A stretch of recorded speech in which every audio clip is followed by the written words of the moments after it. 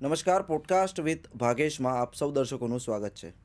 દર્શકો, આપણી આ પોડકાસ્ટની સિરીઝમાં આજે ખાસ મહેમાન આપણી સાથે ઉપસ્થિત છે કે જે છેલ્લા 14 વર્ષથી રાજનીતિમાં એક્ટિવ છે અને છેલ્લા 14 વર્ષમાં તેઓ હવે જે પદ ધરાવે છે તે ગુજરાત પ્રદેશના જે કોંગ્રેસ છે તેના તેઓ પ્રવક્તા છે અને સાથે સાથે નેશનલ મીડિયા પેનલિસ્ટ પણ છે. આજે આપણા પોડકાસ્ટમાં ખાસ મહેમાન ઉપસ્થિત છે નિશાંતભાઈ રાવલ.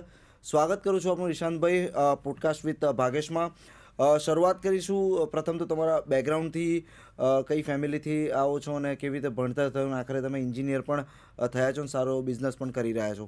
કેવી રીતે શરૂઆત થઈ આ પર્ટિક્યુલર કરિયરની? બસ એક સામાન્ય મધ્યમ વર્ગના પુત્ર તરીકે મારી પણ શરૂઆત થઈ. BIT SVIT વાસદ ગુજરાત યુનિવર્સિટીમાંથી ભણતર કર્યું, અભ્યાસ કર્યો અને ભણતર એટલું સારું હતું કે ભલે ફર્સ્ટ ક્લાસ તો ના લાવી શક્યો, પરંતુ સાથે એટી કેટી પણ ક્યારે આવી નથી. એવરેજ સારું ભણતર. એના પછી મહેનત કરી, IELTS આપીને ઓસ્ટ્રેલિયા ખાતે ભણવા ગયો. ત્યાં રૂલ્સ ચેન્જ થયા. અમારું IT જે હતું એ ઓક્યુપેશનલ પરમિટમાંથી નીકળી ગયું, એટલે ભારત પાછું આવવાનું થયું. પછી મેરેજ થયા સાથે સાથે વાઈફ સાથે પણ પાછું UK જવાનું થયું, સ્કોટલેન્ડ. અને ત્યાં મારા બાળકનો જન્મ થયો. એટલે બાળક સાથે ત્યાં રહેવું પણ ઘણું બધું અઘરું હતું. અને પેલું કહે છે ને ડેસ્ટિની, એટલે ડેસ્ટિની ભારત દેશમાં જ હતી, ડેસ્ટિની પણ પાછી રાજકારણમાં હતી અને ડેસ્ટિની બિઝનેસમાં હતી. એટલે ડેસ્ટિનીના જોબમાં હતી, ના એક સામાન્ય વ્યક્તિ તરીકે જિંદગી જીવવાની હતી. મારા ફાધર હતા SBIમાં ચીફ મેનેજર હતા અને એક સારું એવું પરિવાર, મારા સિસ્ટર છે, મારા મધર છે, સાથે રહેતા હતા. અમે જોઈન્ટ ફેમિલીમાં રહીએ છીએ. અને બેઝિકલી 2011થી રાજકારણમાં શરૂઆત થઈ. રાજકારણમાં આગળ વધતા વધતા આજે પાર્ટીમાં, એટલે કે ભારતીય રાષ્ટ્રીય કોંગ્રેસે મને જે ઓપોર્ચ્યુનિટી આપી કે હું એક પ્રવક્તા તરીકે TV ડિબેટ્સમાં પાર્ટીનો જે ફ્રન્ટ ફેસ બનીને જાઉં છું, પાર્ટીના એક ઓફિશિયલ સ્ટેટમેન્ટ તરીકે જાઉં છું. મહેનત કરી, ખૂબ જ મહેનત કરી પાર્ટીને આગળ લાવવા માટે, પાર્ટીનું નામ રોશન કરવા માટે. પાર્ટીએ મને ઘણું બધું આપ્યું. પાર્ટીએ મને નેશનલ મીડિયા પેનલિસ્ટ તરીકે પણ રજૂ કર્યો. કોઈ પણ એવી ચેનલ નહીં હોય નેશનલ લેવલ ઉપર કે સ્ટેટ લેવલ ઉપર કે વડોદરા લેવલ ઉપર કે જ્યાં મેં પાર્ટીનું પ્રતિનિધિત્વ ના કર્યું હોય, પાર્ટીના મુદ્દા ના મૂક્યા હોય. પરંતુ હવે એવું લાગે છે કે હવે સમય પાકી ગયો છે કે મારે પાર્ટીને ઘણું બધું આપવાનું છે. ઓકે. તો ફેમિલીમાં ખરું કોઈ પોલિટિકલ બેકગ્રાઉન્ડ છે? તમારો સવાલ એ ખૂબ જ વ્યાજબી છે. ના મારા સાઈડથી, ના મારા વાઈફના સાઈડથી દૂર દૂર સુધી કોઈ પોલિટિક્સમાં હતું નહીં. પોલિટિક્સમાં જે પણ કોઈ રસ્તા શોધવાના હતા, મંઝિલ ઉપર આવવાનું હતું, એ જાત મહેનત ઉપર અને જે આપણે કહીએ પોલિટિકલ આઈડિયોલોજી, પોલિટિકલ ગુરુ આપણે દેશી ભાષામાં કહીએ, એમને ઘણી બધી મને મદદ કરી. ઘણા બધા એમને મને રસ્તા બતાવ્યા, સારું શું ખોટું શું. અને આજે પણ એ મારી સાથે છે અને એમના જ માનેલા પોઈન્ટ્સ ઉપર હું પણ ચાલી રહ્યો છું. એટલે આપણા માધ્યમ દ્વારા હું વડોદરાની અને ગુજરાતની જનતાને બિલકુલ કહેવા માગીશ કે તમે રાજકારણમાં હો કે ના હો, અંગ્રેજીમાં એક સેઇંગ છે, if you don't follow politics, politics will follow you one day. Bharat દેશમાં જ્યારે પણ કોઈ પણ બાળક જન્મે છે તો ભારત દેશમાં હોસ્પિટલમાંથી લઈને જ્યારે એ કોઈ સ્કૂલમાં એડમિશન લે છે ત્યાં બધે જ રાજકારણ છે. અને રાજકારણમાં તમારે સ્ટેબિલિટી જોઈતી હોય, સાચા અને સારા કામો કરવા હોય, તમારા ઉપર કોઈ પણ પ્રકારનું કોઈ કલંક ના લાગે, એની માટે એક રાજકીય ગુરુ એવા હોવા જરૂરી છે કે જે તમને સાચું માર્ગદર્શન આપીને સાચો રસ્તો બતાવે. અને એ જ સાચા રસ્તા ઉપર ચાલી ચાલીને આજે મહાદેવની કૃપાથી ક્યારે પણ એવું નથી થયું કે ઓન એર હું હોઉં અને TV ડિબેટ્સમાં હોઉં કે કોઈ સ્ટેટમેન્ટ આપતો હોઉં તો ક્યારેક કોઈ બફાટ થઈ હોય. હંમેશા પાર્ટીનું પ્લેટફોર્મ સાચવવાની અને ભારતીય જનતા પાર્ટી જે સરકારમાં જે રૂલિંગ પાર્ટી છે એની સામે સવાલો ઊભા કરવાના, જનતાના પ્રશ્નોને ઉજાગર કરવાના, એ જ કામગીરી મજબૂતાઈથી કરતો આવ્યો છું. પોલિટિકલ ગુરુની વાત કરી, સૌપ્રથમ તો વિચાર કેવી રીતે આવ્યો કે પોલિટિક્સમાં જવું છે? એમ કંઈક કારણ? કોલેજ ટાઈમથી જ જે આપણે કહીએ કે GSની ચૂંટણી હું લડેલો હતો જ્યારે હું SVIT વાસદમાં 4 વર્ષ હું BE કરતો હતો. અને ત્યારથી જ પેલું કહેવાય છે ને કે અમુક વસ્તુ ડ્રાઇવિંગ હોય છે, પછી બોલવાની કળા હોય છે, પોલિટિક્સ હોય છે, એ તમામ લોકોમાં હોતી નથી. એ બાય બોર્ન હોય છે, બાય બોર્ન ગિફ્ટ હોય છે. વેધર મારા ફેમિલીમાં કોઈ પોલિટિક્સમાં નહોતું, તેમ છતાં મને એવું ફીલ થયું કે મારી અંદર ઇન્ટરનલ એવું તો કંઈક છે કે હું સમાજ માટે કંઈક કરી શકું, હું મારા સમાજ માટે કરી શકું, અન્ય સમાજ માટે કરી શકું, પ્રદેશ માટે કંઈક કરી શકું, શહેર માટે કંઈક કરી શકું, જે મારામાં સ્કિલ્સ છે, જે મારામાં એજ્યુકેશન છે, એનો ઉપયોગ હું કરી શકું. એક સામાન્ય વ્યક્તિ તરીકે 9 થી 5ની નોકરી કરીને ઘરે આવું એ મેં ક્યારે પણ વિચાર્યું નહોતું ને ક્યારે પણ ધાર્યું નહોતું. હંમેશા મારી લાઈફને બિઝી રાખતો આવ્યો અને દિવસો પસાર થતા ગયા અને હું આ લેવલ ઉપર આવ્યો કે તમારી સામે બેસીને પોડકાસ્ટમાં બેઠો છું. એ મને પણ નથી ખબર. બસ ખાલી એક વાતનું ધ્યાન રાખ્યું કે મારે પરિશ્રમ કરવાનો છે, મારે મહેનત કરવાની છે અને પરિશ્રમની મહેનત કરતાં કરતાં ઘણું બધું પ્રાપ્ત થયું અને હવે પ્રોપર ટ્રાય કરી રહ્યો છું કે પાર્ટીને ઘણું બધું પ્રાપ્ત થાય. તો મેં હજુ એક પ્રશ્નનો તમે જવાબ ના આવ્યો. પોલિટિકલ ગુરુ કોણ, જેમના અંડરમાં તમે આટલા બધા ટ્રેન થયા? એ જવાબ કદાચ હું ઓન એર નહીં આપી શકું. એ ભારતીય રાષ્ટ્રીય કોંગ્રેસમાં જ છે, અમારી સાથે જ છે અને લગભગ આખું ગુજરાત એમને ઓળખે છે. પોલિટિકલ ગુરુના પરિપ્રેક્ષમાં હું એવું કહીશ કે કોઈ પણ વ્યક્તિની અંદર જે સ્કિલ્સ હોય એ સ્કિલ્સને બહાર લાવવાવાળા એ વ્યક્તિ હતા. મારી અંદર સ્કિલ્સ પહેલેથી હતી કે હું 3 ભાષામાં સારું બોલી શકું છું, હું વાંચન કરીને એને રિપ્રેઝન્ટ કરી શકું છું. પ્રોપરલી પ્રવક્તા તરીકેની કોઈ પણ પાર્ટી હોય, પ્રવક્તા તરીકેની સ્કિલ્સ બધામાં નથી હોતી. કોઈનામાં સંગઠનની સ્કિલ હોય, કોઈનામાં એડમિનિસ્ટ્રેશનની હોય, કોઈનામાં મેનેજમેન્ટની હોય. તો આ જે પોલિટિકલ ગુરુની વાત કરું છું એમને મારી સ્કિલ પારખી અને સ્કિલ પારખીને મને એક નાનકડો સ્ટેજ આપ્યો અને નાનકડા સ્ટેજમાં એમને મને પ્રેક્ટિસ કરાવી. 1600થી વધુ એમને મને ડિબેટ્સની પ્રેક્ટિસ કરાવી અને પ્રેક્ટિસ થયા પછી એમને મને પ્રાદેશિક ચેનલ્સ છે, રાષ્ટ્રીય ચેનલ્સ છે, એમાં એમને મને લોન્ચ કર્યો અને લોન્ચ થયા પછી when I have perform for my party ત્યારે પાર્ટીને પણ વિશ્વાસ આવ્યો, પાર્ટીના સંગઠનને પણ વિશ્વાસ આવ્યો કે આ પાર્ટીનું જે નામ મજબૂતાઈથી ભારતીય જનતા પાર્ટીની તાનાશાહીની સામે મજબૂતાઈથી ભારતીય રાષ્ટ્રીય કોંગ્રેસની વિચારધારાને મૂકવી એ કોઈ સામાન્ય વ્યક્તિનું કામ નથી. તમને ખબર છે કે ભાગ્યેશભાઈ, અમે ડિબેટમાં જો તમારાથી એક શબ્દની પણ ઊંચ નીચ થઈ જતી હોય તો શું થાય છે. ભારતીય જનતા પાર્ટીના પ્રવક્તા નુપુર શર્મા સાથે શું થયું હતું એ આજે આખી દુનિયા જાણે છે. એટલે આ બહુ અઘરો વિષય છે, અઘરું કામ છે. જેવી રીતે પત્રકારિત્વ કરવી એક અઘરો વિષય છે, એવી રીતે પ્રવક્તા તરીકે તમારી પાર્ટીને મજબૂતાઈથી ઓન એર ટીવીની સામે મૂકવું, એન્કર્સના સવાલના જવાબ આપવા, રાજકીય વિશ્લેષકના સવાલના જવાબ આપવા, ભાજપના પ્રવક્તાને કાઉન્ટર કરવા, આ બધા વિષયો મને એવું લાગે છે, પર્સનલી મને પૂછો તો, કે અઘરા વિષય છે. એવું પણ નથી કે તમે નથી કરી શકતા.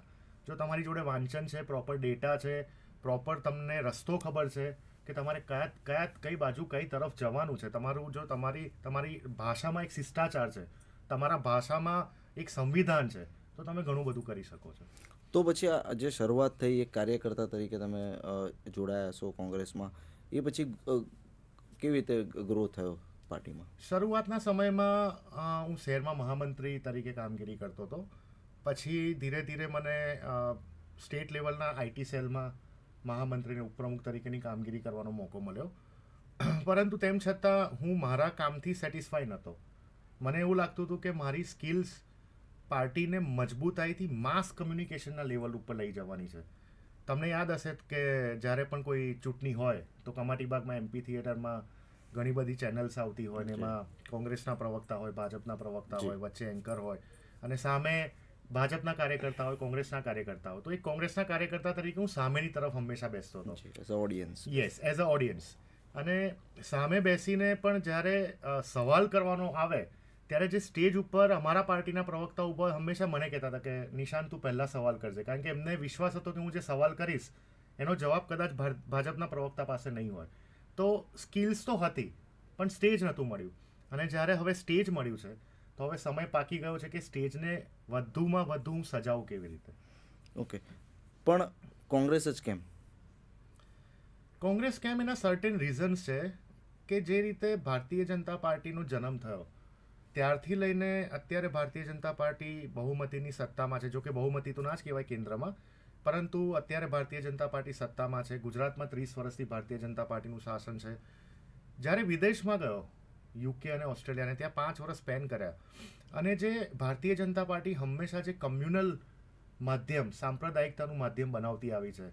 પછી અડવાણીજીએ જે રથયાત્રા કાઢી હતી ત્યારથી લઈને અત્યાર સુધી હિન્દુ, મુસ્લિમ, શીખ, ઈસાઈ ધર્મને ધર્મ સાથે લડાવવાની વાત કરે, ધાર્મિક સ્થળોની હંમેશા વાત કરે. ક્યારે પણ હિન્દુ માટે, સનાતન ધર્મના લોકો માટે જે એમને ખોબા ભરીને મત આપે છે એમની માટે હોસ્પિટલ બનાવવાનો વિચાર ક્યારે ભારતીય જનતા પાર્ટીએ કર્યો નથી. જે હિન્દુઓના કારણે ભારતીય જનતા પાર્ટી આટલા બધા રાજ્યોમાં સત્તા ઉપર છે, એમનું શિક્ષણ સુધારવાની વાત કરી નથી. એમને હંમેશા કમ્યુનલ વાતો, સાંપ્રદાયિક વાતો કરી છે. પરંતુ ફોરેનમાં એવું નથી હોતું. ફોરેનમાં એક જ થાળીમાં તમામ ધર્મના લોકો જમતા હોય છે. ફોરેનમાં સાંઈ મંદિરમાં જો કોઈ હિન્દુ દર્શન કરવા આવતો હશે તો એક શીખ ભાઈ પણ દર્શન કરવા આવે છે, એક મુસ્લિમ ભાઈ પણ દર્શન કરવા આવે છે. અને ત્યારે જે વિચારધારા એક હિન્દુના મગજમાં, એક હિન્દુ સ્ટુડન્ટના મગજમાં થોપી દેવામાં આવતી હોય છે ભાજપના આઈટી સેલ દ્વારા. અત્યારે તો તમને ખબર છે વોટ્સએપ યુનિવર્સિટી ચાલે છે. એ સમયે તો વોટ્સએપ કે સોશિયલ મીડિયા એટલું પાવરફુલ હતું નહીં. એટલે ત્યાં અલગ અલગ ધર્મના લોકો જોડે કામ કર્યું, ભણ્યો, પાછા આવીને ખબર પડી કે આવું તો કંઈ છે જ નહીં દુનિયામાં. ભારત છોડીને દુનિયામાં આવું તો કંઈ છે જ નહીં, તો ભારતમાં કેમ? અને એટલે કોંગ્રેસની વિચારધારા મને ગમી અને કોંગ્રેસની વિચારધારાથી હું પ્રભાવિત થયો કે કોંગ્રેસ હંમેશા દેશ આઝાદ થયો, દેશના પ્રથમ વડાપ્રધાન જવાહરલાલ નહેરુજી બન્યા, દેશના ગૃહમંત્રી સરદાર પટેલ સાહેબ બન્યા, બંનેમાં ખૂબ ગાઢી મિત્રતા હતી. અને બંનેનો એ મને મોટો એક જ હતો કે ભારતમાં સાંપ્રદાયિકતા નહીં લાવવા દઈએ. 47માં તમને ખબર છે કે એક ટ્રેન અમૃતસરથી જાય જેમાં કોઈ જીવતું ના હોય, એક ટ્રેન લાહોરથી આવે જેમાં કોઈ જીવતું ના હોય. તો જે અંગ્રેજો કરીને ગયા, જે એ સમયના આરએસએસે કરવાની કોશિશ કરી, એ સમયના હિન્દુ મહાસભાએ કરવાની કોશિશ કરી, એનાથી સરદાર પટેલ સાહેબ, નહેરુજી અને ગાંધી બાપુ આ ત્રણ મુખ્ય કેરેક્ટર ખૂબ જ દુઃખી હતા. અને એમના આંખોના આંસુ મેં કિતાબોમાં વાંચેલા છે. એટલે ત્યારથી નક્કી કર્યું કે હું ભારતીય રાષ્ટ્રીય કોંગ્રેસની વિચારધારા સાથે જોડાઈશ. વ્યક્તિ તરીકે, માણસને માણસ તરીકેનું સ્ટેટસ આપીશ. ધર્મ એ આસ્થાનો વિષય છે, ધર્મ એ પ્રાઇવેટ વિષય છે. હું કયા ભગવાનને પૂજું છું અને કોની પૂજા કરીને ઘરની બહાર નીકળું છું એ મારે કોઈને કહેવાની જરૂર નથી. પણ જ્યારે તમે ધર્મના નામે ઢિંઢોરા પીટો છો, એ જ સાબિત કરે છે કે તમે સાચા હિન્દુ નથી, તમે ફેક હિન્દુ છો. કારણ કે તમારે સર્ટિફિકેટ આપવું પડે છે કે રામ મંદિરમાં જવાથી જ તમે હિન્દુ થાઓ, મહાદેવના મંદિરમાં જવાથી જ તમે હિન્દુ થાઓ. હું મારા ઘરમાં પ્રભુ શ્રીરામની પૂજા રોજ કરું છું. આજે મારા ગળામાં પ્રભુ શ્રીરામના નામની સારંગપુરની ડોરી હું 24 કલાક પહેરીને ઊંઘી જાઉં છું, 24 કલાક પહેરીને કામ ધંધો કરું છું. મારે કોઈને બતાવવાની કે કોઈને પ્રતીક કરવાની જરૂર નથી કે હું પ્રભુ શ્રીરામનો કેટલો મોટો ભગત છું. પરંતુ પ્રભુ શ્રીરામના નામે મતો માગવા, પ્રભુ શ્રીરામના નામે તમારે બંધારણને તોડવાની કોશિશ કરવી, પ્રભુ શ્રીરામના નામે તમારે રાજકારણ કરવું, આ રાજકારણ ખોટું છે ને એટલે પ્રભાવિત થઈને ભારતીય રાષ્ટ્રીય કોંગ્રેસ માટે કામ કરું છું. પણ ભારતીય જનતા પાર્ટીનું કહેવું એવું છે 2014માં જ્યારે લોકસભાના ઇલેક્શન થયા અને નરેન્દ્ર મોદી વડાપ્રધાન બન્યા ત્યારે ખરેખર ભારત દેશ આઝાદ થયો. બિલકુલ ભાગેશભાઈ, આ વાત તમારી એકલી નહીં. અત્યારના જમાનાના અંધભક્તો, જેને આપણે અંધભક્તો કહીએ, એવા તમામ અંધભક્તોને એવું લાગે છે કે 2014 પછી આઝાદી. ભારતીય જનતા પાર્ટીની સાંસદ કંગના રાણાવત તો જાતે બોલેલા પણ છે. આ એવા લોકો છે કે જેમને દેશની આઝાદીમાં ક્યારે બલિદાન નથી આપ્યું. આ એવા લોકો છે કે જેમને દેશની આઝાદી વખતે એક નખ પણ નથી ગુમાવ્યો. આરએસએસ હોય, હિન્દુ મહાસભા હોય કે પછી જનસંઘ હોય, શું કર્યું એ લોકોએ દેશ માટે? ઇનફેક્ટ જ્યારે દેશની આઝાદી વખતે પાર્ટીશનની મૂવમેન્ટ ચાલતી હતી ત્યારે પણ એ લોકો રિવ્યૂ આપવા નથી આવ્યા. તમે જુઓ કે 1942માં જ્યારે ભારત છોડો આંદોલન, જેના કારણે આપણા આઝાદીના આંદોલનને વેગ મળ્યો, એવા સમયે કોંગ્રેસે બધા ભારત દેશના પ્રાંતોમાંથી રાજીનામા આપી દીધા. કોંગ્રેસની સરકારો હતી, પરંતુ હિન્દુ મહાસભા, જે ભારતીય જનતા પાર્ટીના પૂર્વજો કહેવાય, જેના લોકોએ ષડયંત્ર કરીને ગાંધી બાપુની હત્યા કરી, ગોડસે જેવા લોકોએ ગાંધી બાપુની હત્યા કરી, એવી પાર્ટી દેશના સૌથી મોટા ગદ્દાર અને દેશનો સૌથી મોટો આતંકવાદી મોહમ્મદ અલી જીના સાથે પંજાબ અને એ વખતના સિંધ પ્રાંતમાં સરકારો બનાવતા હતા. એટલે એમને દેશની આઝાદી સાથે પણ લેવા દેવા નહોતા. આ એવી પાર્ટીના લોકો છે જેમના પૂર્વજો અંગ્રેજોની મુખબીરી કરીને અંગ્રેજોનું પેન્શન લઈને જીવતા હતા. અને એ લોકો જ્યારે 2014માં આઝાદી આવીની વાત કરતા હોય તો પહેલાં પોતાની અંતરાત્માને પૂછી લે કે 2014 પહેલાં જ્યારે પ્રધાનમંત્રીજીએ જે વાયદા કર્યા હતા એમાંથી કયો વાયદો તમારો સક્સેસફુલ ગયો? Namami Gange project fail, make in India project fail, તમે જો કે Swachh Bharat Abhiyan fail, 100 smart city fail, 15 lakh અકાઉન્ટમાં આવશે ફેલ, દરેક વ્યક્તિને 15 લાખ મળશે ફેલ, 2 કરોડ દર વર્ષે રોજગારી આપીશું ફેલ, મહિલા આરક્ષણ, મહિલા સુરક્ષાની વાત કરી ફેલ, ખાલી નામનું બિલ મહિલા આરક્ષણનું લોકસભામાં પસાર કરીને મૂકી દીધું, ઇમ્પ્લિમેન્ટ કયા વર્ષમાં થશે કોઈને ખબર નથી. તો તમે કર્યું શું? તમે 2014માં આપેલા વાયદા તમે નથી નિભાવી શકતા અને તમે દેશમાં એવો માહોલ બનાવો છો કે 2014 પછી આઝાદી મળી અને એ જ માહોલના કારણે એમને માત ખાવી પડી ને 2024ની લોકસભાની ચૂંટણીમાં એમને માત ખાવી પડી. તો પછી ગુજરાતમાં આટલો બધો ડાઉનફોલ કોંગ્રેસનો કેમ આવ્યો? પછી આટલું બધું કોંગ્રેસ કરે જ છે અને ભાજપ એટલું બધું સારું નથી કરતી, તો જે સીટો હતી ગુજરાતમાં વિધાનસભામાં તમારી, એટલો બધો ડાઉનફોલ? ભાગ્યેશભાઈ, એના ઘણા રીઝન છે. જો 2002થી 2002નો સમય, હું કદાચ 12મામાં હોઈશ, હું રાજકારણમાં નહોતો, પરંતુ મારા નોલેજ પ્રમાણે એ વખતે કોંગ્રેસ વોઝ સફરિંગ કે વિધાનસભા લડશે કોણ. અને એવા સમયે 2002ના રાયોટ્સ વખતના સમયે પણ જો ભારતીય રાષ્ટ્રીય કોંગ્રેસની 56 સીટ આવતી હોય અને એના 3 મહિના પછી જ્યારે બાય ઇલેક્શન થયું તો બીજી 5 સીટ જીતે છે, 61 સીટો ઉપર જ્યારે ભારતીય રાષ્ટ્રીય કોંગ્રેસ હોય અને ઓલમોસ્ટ 40%નો વોટ શેર 2002થી લઈને 2017 સુધી આટલા વર્ષોમાં હંમેશા પ્રધાનમંત્રી મોદીજી મુખ્યમંત્રી હતા ત્યારે પણ, પ્રધાનમંત્રી મોદીજી જ્યારે પ્રધાનમંત્રી છે ત્યારે પણ હંમેશા કોંગ્રેસનો 40%ની આસપાસ વોટ શેર રહ્યો છે, ક્યાંય નથી ગયો. ખાલી જે મેટર હતી એ 5%ની આસપાસની હતી. 2017માં માત્ર 10 સીટોના કારણે અમે સરકાર ના બનાવી શક્યા, વરના ભારતીય જનતા પાર્ટીના બર્બર શાસનને બ્રેક લાગી ગઈ હોત. પરંતુ જે રીતે એક એવી પાર્ટી જેનો જન્મ એક ભ્રમ કરેલા ખોટા અન્નાના આંદોલનથી જેનો જન્મ થાય છે, એવી અરવિંદ એડવર્ટાઇઝમેન્ટ પાર્ટી અને એના મુખિયા ફરજીવાલ, આ પાર્ટીના કારણે જ્યારે આ લોકો 10 વર્ષમાં દિલ્હી પર શાસન આવે છે હેમકેમ કરીને, શીલા દીક્ષિતજીએ બનાવેલી સ્કૂલોને કલર કરીને, શીલા દીક્ષિતજીએ બનાવેલા બ્રિજ ઉપર સમારકામ કરીને, શીલા દીક્ષિતજીએ બનાવેલા હોસ્પિટલના આખા જાડામાં નવા બલ્બ લગાવીને, પોતાના કરેલા કામો ગણાવીને, જ્યારે લોકો ગુજરાતમાં પણ 2022માં ચૂંટણી લડવા આવે છે અને આખા દેશને ખબર પડી ગઈ હતી ત્યાં સુધીમાં કે આ જે ફરજીવાલ છે અને એની પાર્ટી આમ આદમી પાર્ટી જેવી રીતે નામ છે, અરવિંદ એડવર્ટાઇઝમેન્ટ પાર્ટી, એ માત્ર ને માત્ર એક છોટા રિચાર્જ તરીકે કામ કરી રહી છે. એક બડા રિચાર્જ, ભારતીય જનતા પાર્ટીના બડા રિચાર્જને મદદ કરવા માટે આવ્યા છે. આ પાર્ટીનું કામ ખાલી ને ખાલી ભારતીય જનતા પાર્ટીનો ચા નાસ્તો ને ભોજન ખાવાનું છે અને કોંગ્રેસના વોટર્સને ડિસ્ટર્બ કરવાનું છે. અને એટલે 2022માં હું સ્વીકારું છું કે 2022માં થોડુંક જે કેલ્ક્યુલેશન હતું, જે ગણતરી હતી, જે મેથ્સ હતું, એ અમારું કાચું પડ્યું કે અમારો 40%ના વોટશેરમાંથી 13% વોટશેર આમ આદમી પાર્ટીના ખાતે ગયો. અને કારણ કે એ વખતે જે એમના ઉમેદવારો 40,000થી લઈને 80,000 મતો લાયા 40થી 50 સીટો ઉપર, અને ખાસ કરીને ટ્રાઇબલ બેલ્ટમાં, એને ભારતીય રાષ્ટ્રીય કોંગ્રેસને ખૂબ જ ડેમેજ કર્યું. પણ એના પછી 3 વર્ષમાં સિનારીઓ બદલાયો. તમે જુઓ કે આ ફરજીવાલની પાર્ટી એવી છે કે જેની કોઈ વિચારધારા નહીં, જેનો કોઈ એજન્ડા નહીં. એનો વિચારધારા એક જ હતો, માત્ર ને માત્ર શરાબ કાંડ કરવા, શરાબ ઘોટાલા કરવા, ગલીએ ગલીએ દિલ્હીમાં મોહલ્લા ક્લિનિક કરતાં વધારે પણ શરાબની દુકાનો, દારૂની દુકાનો ખોલવી, અડધો ડઝનથી વધુ મંત્રીઓ જેલના સળિયાની પાછળ ગયા, કરપ્શન કરવું, ભ્રષ્ટાચાર કરવું. પહેલાં તો મફલર નાખીને ફરતા હતા, પેલી 5 લાખની વેગેનારમાં ફરતા હતા, અને પછી છેલ્લા 5-10 વર્ષથી જ્યારે મુખ્યમંત્રીએ તમે જોયું કે પંજાબ સરકારે ગિફ્ટમાં આપેલી રેન્જ રોવરમાં કરોડોની ગાડીમાં ફરતા થઈ ગયા, પેલા 45 કરોડના શીશ મહેલમાં રહેતા થઈ ગયા. એટલે લોકોએ પારખી લીધા કે આ કોઈ આમ આદમી નથી, આ ખાસ આદમી કરતાં પણ ખાસ છે. ભારત દેશનો બિલિયોનર જે કરતો હશે એ જ આ વ્યક્તિ કરી રહ્યો છે. અને એટલે દિલ્હીમાં ધોબી પછાટ મળી. અને હવે ગુજરાતના એ લોકોના જે કરશન બાપુ જેવા જેટલા પણ મોટા નેતાઓ છે એ તમામે તમામ ભારતીય રાષ્ટ્રીય કોંગ્રેસમાં છે. તો પણ તમે જો કહી રહ્યા છો ગોપાલ ઇટાલિયા આખરે જીતીને આવ્યા વિસાવદરમાં. બિલકુલ, વિસાવદરે કેલ્ક્યુલેશન આખું અલગ હતું. અમારા સૂત્રો પ્રમાણે તો ગોપાલ ઇટાલિયાને જીતાડવા પાછળ ભારતીય જનતા પાર્ટી હતી.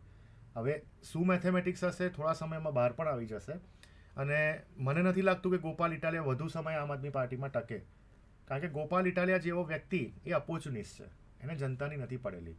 જ્યારે એ વિધાયક હતા એની પહેલાં એમનો રૂઆબ કંઈક અલગ હતો જનતાના પ્રશ્નોને લઈને, એમનો અવાજ કંઈક અલગ હતો, એમની બોડી લેંગ્વેજ કંઈક અલગ હતી, એમનો આંદોલન કંઈક અલગ હતું. અને જ્યારથી ધારાસભ્ય બન્યા ત્યારથી જનતાના કોઈ કાર્યો માટે લડતા હોય એવું કદાચ તમને નહીં દેખાયું હોય ભાગ્યેશભાઈ. મને તો નથી જ દેખાયું, તમે પત્રકાર છો, તમને પણ નહીં દેખાયું હોય. હવે આ બાબતની હું વાત કરું, ઘણા બધા મુદ્દાઓ કોંગ્રેસ દ્વારા શરૂ કરવામાં આવ્યા છે. એક સ્લોગન વચ્ચે આવ્યું હતું, વોટ ચોર ગદ્દી છોડ. કેટલું કેમ્પેન ચાલ્યું, કેટલું સક્સેસફુલ રહ્યું ને કેટલો ફરક પડશે આવનારી ચૂંટણીઓમાં?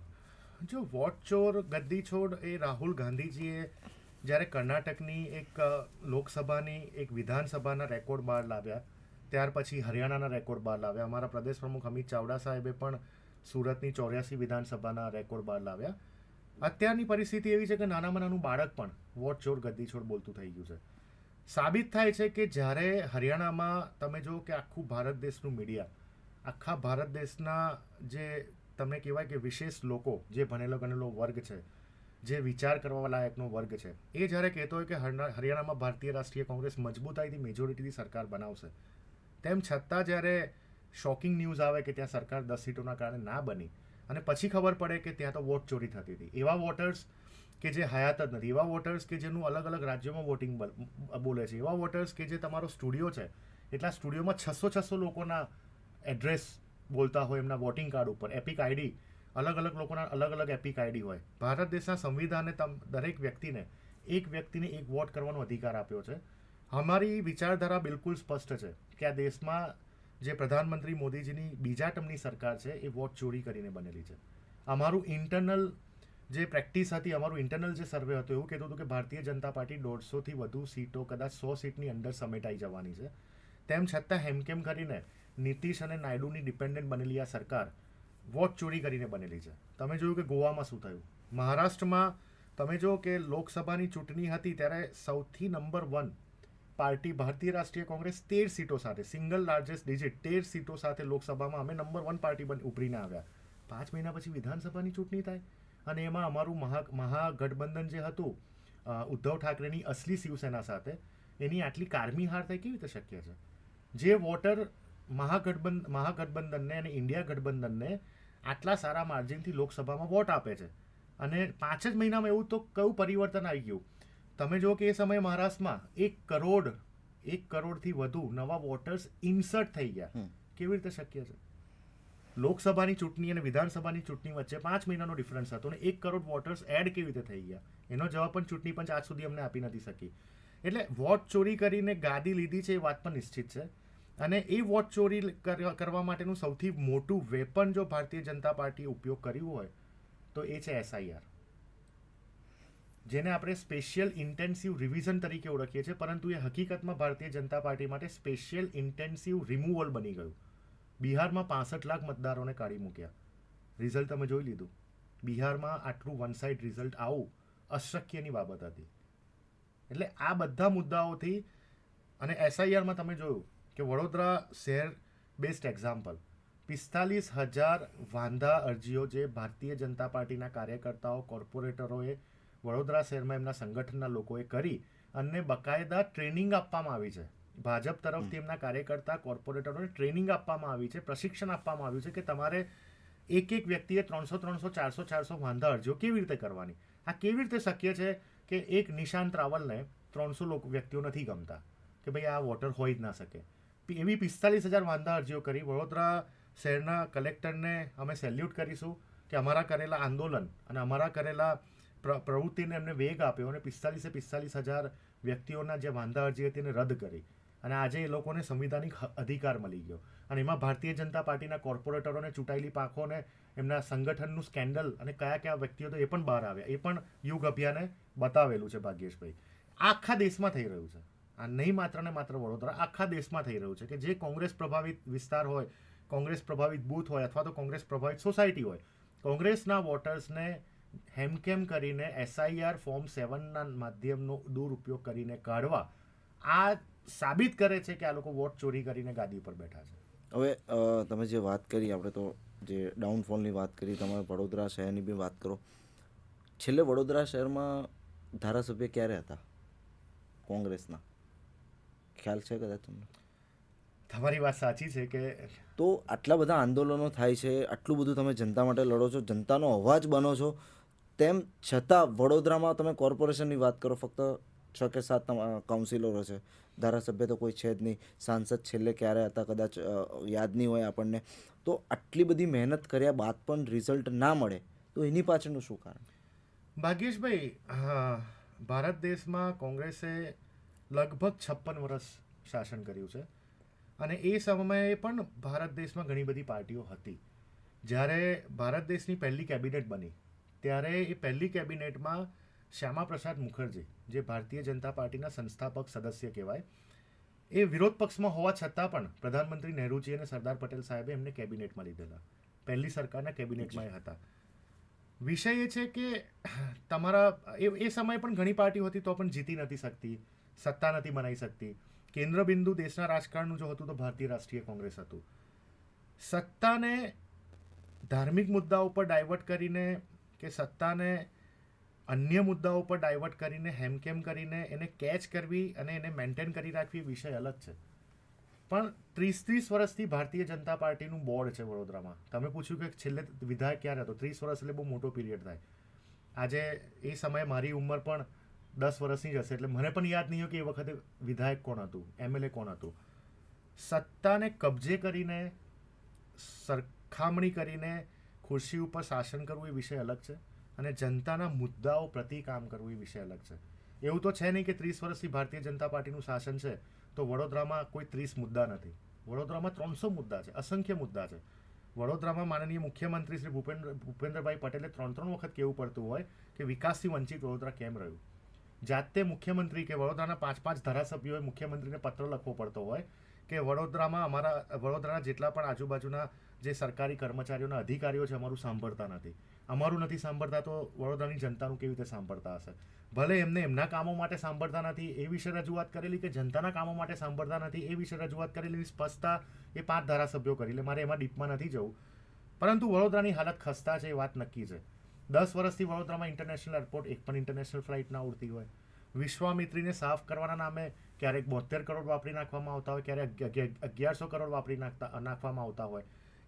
પહેલાં એક મેયર હતા, એમને લાગ્યું કે વડોદરાના યુવાનોને મફતમાં વાઈફાઈ મળે તો વાઈફાઈના પોલ ઊભા કરી દીધા કરોડોના ખર્ચે.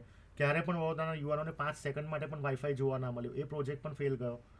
તમે જો કે વડોદરામાં ટ્રાફિકની સમસ્યા, પાર્કિંગની સમસ્યા અદ્ભુત રીતે પલપતી જાય છે. આજે વડોદરાની કન્ડિશન એવી છે કે એવરેજ રોજ એક વ્યક્તિ ડમ્પર ચાલક અથવા કોઈ ડ્રિંક એન્ડ ડ્રાઈવરના કારણે એક્સિડન્ટમાં મોત ભેટે છે. ટ્રાફિક પોલીસ નિષ્ફળ. વડોદરામાં તમે જુઓ કે કોઈ પણ કાર્યક્રમ હોય તો એ કાર્યક્રમમાં રંગારોકાણ થઈ જતું હોય, મુખ્યમંત્રી આવતા હોય, પ્રધાનમંત્રી આવતા હોય, એટલો એરિયાનું રંગારોકાણ થઈ જતું હોય. બાકી આખું વર્ષ તમે જુઓ કે દર 3 મહિને રોડ તૂટે, રોડ બને, રોડ તૂટે.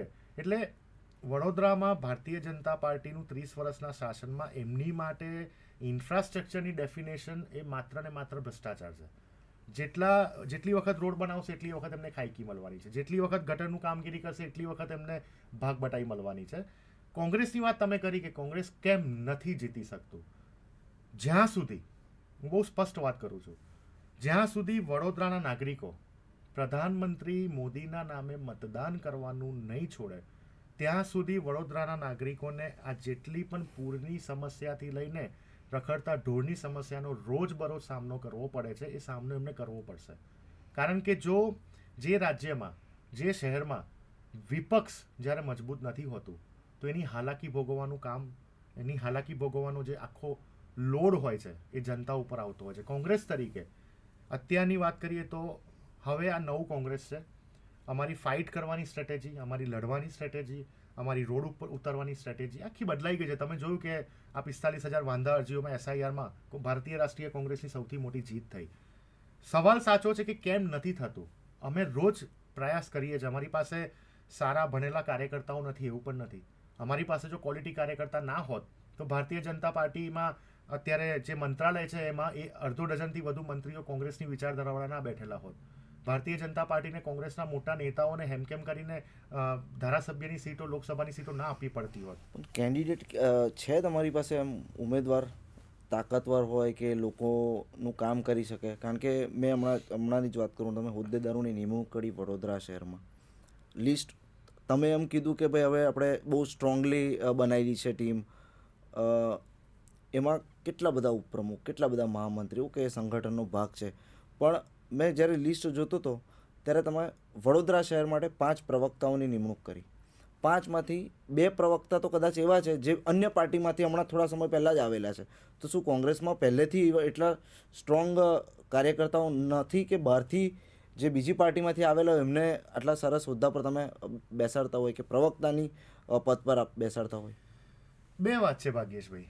એક વાત છે કે માનનીય શરદ પવારજી એક વખત એવું બોલ્યા હતા આવા જ એક પોડકાસ્ટમાં કે કોંગ્રેસ એક એવી પાર્ટી છે, ભારત દેશના કોઈ પણ બૂથમાં જાઓ, કોઈ પણ બૂથમાં, પછી તિરુવનંતપુરમ હોય કે તમિલનાડુ હોય કે આ બાજુ જમ્મુ કાશ્મીર હોય, આ બાજુ લદ્દાખ હોય, આ બાજુ સેવન સિસ્ટર્સ હોય, કોઈ પણ જગ્યાએ નાગાલેન્ડના છેવાડાના ગામડા પર જાઓ, તમને કોંગ્રેસનો કાર્યકર્તા મળશે.